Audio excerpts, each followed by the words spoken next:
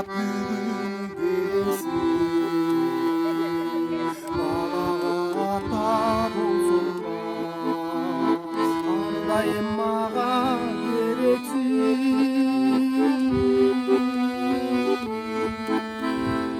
эне деген аты кандай эркелеткен сөзү балдай айла кер асыл кечир бир мен үчүн жаралгандай бир мен үчүн жаралгандай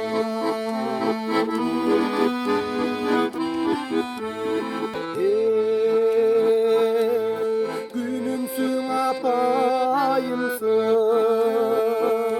гүл ачкан көркөм жайымсың жол карап күтөр сагынып жолума өскөн багымсың